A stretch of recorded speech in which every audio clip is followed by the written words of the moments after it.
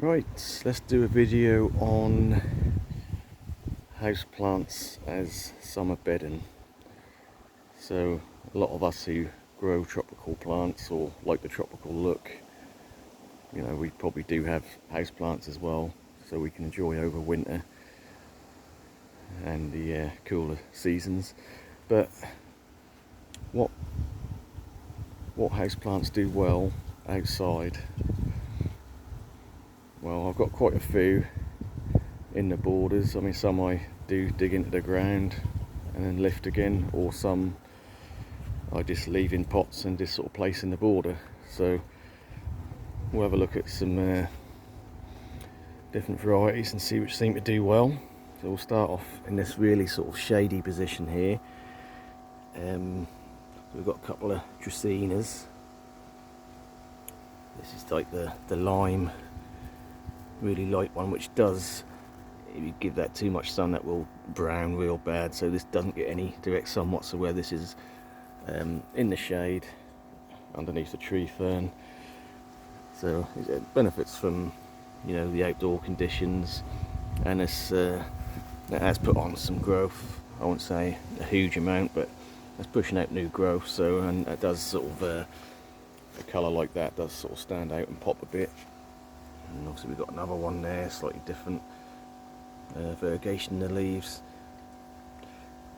So yeah, I mean, they seem to do well, the Dracaenas. Got some Syngonium here, and this is just a plant I bought about a month ago.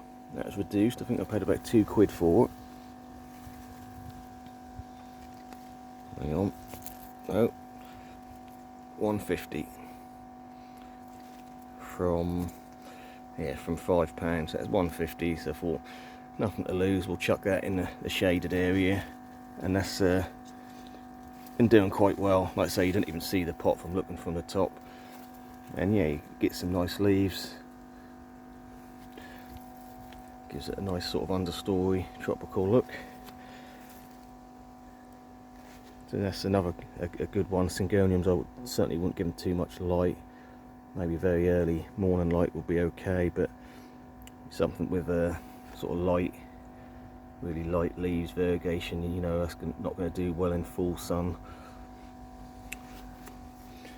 Right, so coming round, got a Kentia palm. So these do fairly well in low light conditions, so they're good all round, or all winter, all season in the house. They do fine. They can tolerate quite low light conditions, but they do grow quite well outdoors in the summer. I've got some that get a lot more sun than this one, but yeah, this one's doing really well. It's pushing out a new leaf here, and the leaves are looking pretty good. They don't burn too bad if you give them a couple of weeks of adjusting to the light conditions from indoors to out. Yeah, so they're always a good choice. Fill a little gap in the border. So let's have a look at some alocasias. So obviously I grow a lot of colocasia in the ground, sort of elephant ears, but the alocasias are a little bit different. They tend to like it a little bit drier, and probably tend to like the temperatures a bit higher, but they do okay outdoors, even with our sort of cooler summer nights here in the UK. So this is a alocasia, even though the leaves are facing down, which most alocasias will sort of point upwards. I think this one's a Dora, or that's what it's sold to me as, and it has pushed out a new leaf. So again, quite a nice sort of little semi-shady area there. Do get a little bit of sunlight. We have got another one further on which gets a lot more light, which, to be honest, I did not even adjust. I didn't give it no climatization at all. The leaves started to grow, I chucked it outside, so that is what that looks like. So we've got a little bit of insect damage and some sunburn on that, But again, when the new leaf comes out, I'm not saying these are fast growing plants, but you know, in our conditions maybe not so fast, but they will throw out few leaves over summer, and obviously the next leaf that comes out will already be ready for full sun. We've got a philodendron here. I don't know quite what species it is. Sort of red stems. I don't know if it's a Congo or, but yeah, it seems to be doing okay. It's not probably getting a bit too much light there, but again, sort of ticking over quite nicely. Areca palm, so that's normally grown as a very common palm grown indoors in the UK, quite easy to get hold of. These brown tips were from over winter, so that's not the sun damage as such. I mean, some of the newer fronds are absolutely fine, and they do probably slightly bleachy, sort of yellowing out a little bit, but I ain't done too bad. So I did spend a week or two just acclimatising that, and they seem to be ticking over nicely outside. I wouldn't say we're getting a huge amount of growth out of them, but they have opened some new fronds. Crotons are always a good choice. The leaves were, or did have a lot more colour to them, but they're, again, do get bleached out a little bit, but you can see there's new growth coming on that, so you know, we'll see how it looks at by the end of the season, see what growth and colour we get out of that. This is another Alocasia we've got here. This is Alocasia sumo. So you've got the nice sort of dark undersides of the leaf with the quite a nice green, and that's been throwing out a bit of growth, so that's doing quite well. Again, this is the sort of shadier side of the garden, but it does get a good sort of 5-6 hours of sun morning, and seems to be doing okay.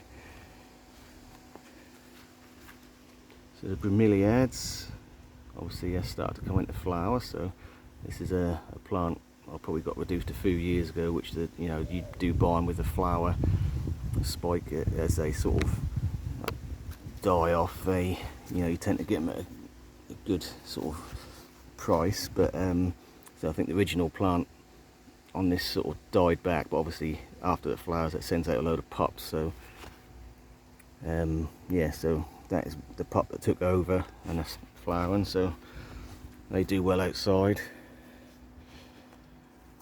We've got another Dracaena here, which to be fair looked rough over winter, and we did get a little bit of leaf burn on these old lower leaves, which, you know, I did just cut off when they brown off at the ends. You can just cut them off to a fairly sort of natural shape and they look a bit better, and obviously we've got all that new growth in the middle there, so it just, like I say, just adds to that sort of tropical effect, stuff you wouldn't really see outside in the cooler climate, especially in the UK. So for me, the caladiums always seem to be hard work. We just don't have the sustained heat day and night to keep them in full growth. So this is a plant that I started off in spring in the conservatory, and had a lot bigger leaves in it than this one, or that has now. But yeah, the sort of struggles, the nighttime temperatures, even though we've been having really good summer, really sort of daytime temperatures, we've still been getting, you know, plenty of nights that are sort of only around sort of 12-13 degrees, so that definitely doesn't appreciate the cooler nights, and sort of slowed down the growth. And even though it is pushing out new leaves, they seem to be smaller. But nice plant nonetheless, but maybe not the best for growing outside, but you know, if you like it, always give it a go. We've got the cordyline Fruticosa kiwi. So that's always a nice sort of exotic looking plant with the variegation, nice pink outer leaves. Seems to be doing fine outside. I did actually have this in the conservatory at the start of summer and too dry, got spider mites, so we can see spider mite damage on the older leaves, but as the new leaves come out, looking a lot better. See, conservatories are good for growing certain plants, but if you can't keep the humidity up, which is very hard in that sort of environment, very hot, dry environment, and you're always going to get spider mites. So this was the same.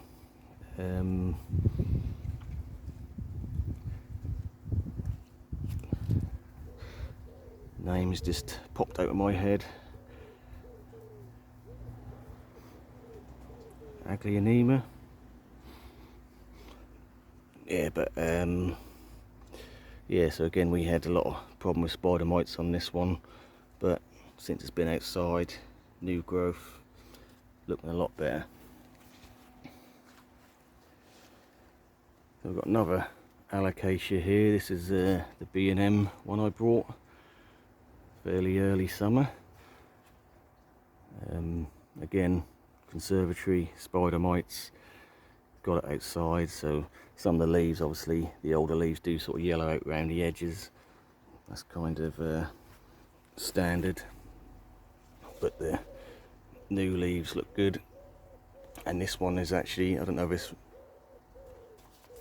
Regal Shields or Wetty Eye, but either way I think they're, for Alocasias, more on the hardier side. They tend to do a little bit better outside, as most plants do, rather than a sort of artificial indoor environment. So yeah, that's doing well. It's kicked out quite a lot of new growth, to be fair, that one, and still pushing out some new leaves at the back there.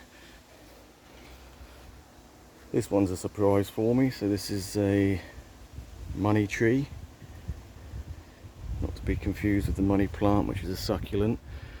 This one is got a nice sort of almost Schefflera look leaves to it, sort of nice leaves, and it did take a little bit of burn on some of the old leaves, but since it's been outside it's kicked out quite a bit of new growth, and yeah, looking good. It's adding a little bit of height at the back of the border until some of the hardier plants get some size to them. There's filled a little gap there. Again, another Alocasia here. This is a Macrorhizis. That's like the giant, really big one, but again this is quite a small plant, and that's been doing alright. It's ticking out over sort of underneath the shade of the Tetrapanax. It is still growing. I wouldn't say growing fast, but it's growing. And let's have a look at another palm. So this is Livingstona chinensis, which for me, I always find one of the easiest palms.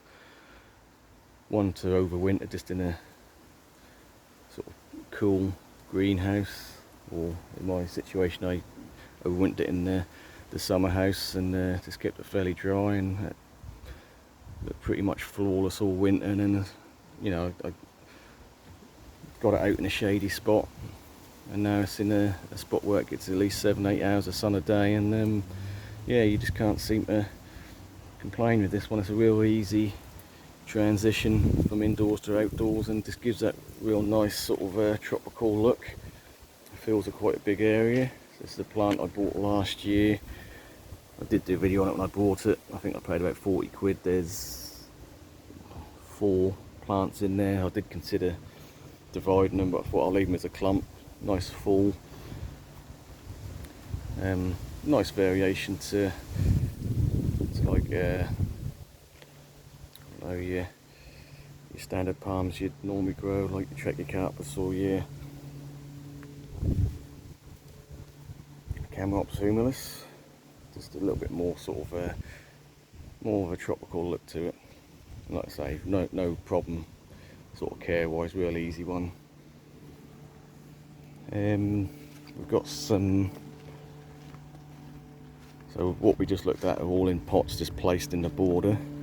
I did stick a couple in the ground, so again we've got another couple of allocations here. So that's a macrorrhiza with the round leaf, and then we've got the Petora with the slightly more crinkly leaf, and it's got a bit of colour to the stems. So these were small plants when I put them in, and they've been growing away steadily, and to be fair, they're not doing too bad, so they're getting probably more sun than recommended for a plant like that, but they seem to be doing alright. They just fill a little gap, and I don't expect them to get huge in our climate, but yeah, just for 5 months of the year they seem to do alright out here, and I'll dig them up and bring them in again. So one of the more common plants that people will probably put outside as bedding for summer are the dwarf Cavendish bananas, and they tend to do quite well. So we've got this one's kicked out quite a lot of new growth, sort of nice coloration on the leaves, looking okay, plenty of pups around it, got plenty of them dotted about the borders, got some smaller ones here, just a good little filler plant just to add that tropical look. And again I have got a croton there which is actually in the ground, so I took it out of the pot and actually placed in the ground, and that's dropped a few leaves like they do, but kicking out quite a lot of new growth in the centre, so that's okay. Another one here, this is actually just in the pot, sunken in the ground.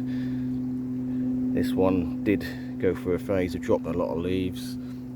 Crotons, again, that's what they do, but again, a couple of growing points on this and plenty of new growth.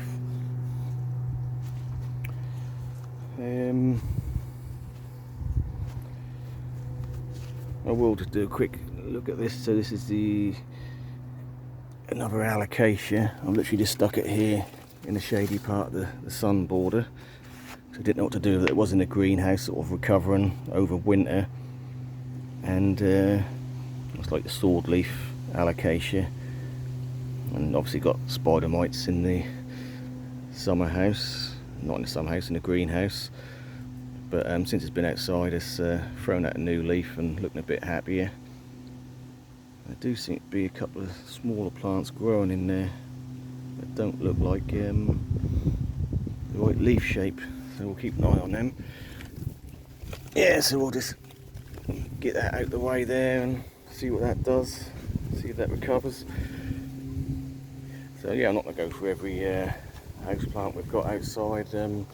I did do a couple of more bromeliads around the Trachycarpus trunk, and yeah, they do okay outside as long as they don't get too much full direct sun. Most bromeliads will colour up quite nicely, so you get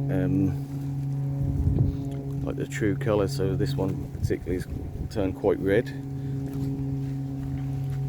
quite nice. Keep them watered in the centre. Another one here which is indoors, that is just totally green, and since coming outside that's added a bit of colour. This is quite a nice one. So there are the fireball bromeliads. I've got one which they do pretty much take full sun, and let's see if we can get in and have a look. We have got a bit of a bramble growing through that, which I'm going to have to cut back. But yeah, so that's like the fireball type, which a little bit different to the normal bromeliads, whereas they can take more light, and they tend to sort of throw off quite extended sort of pups, so you get a nice little clump.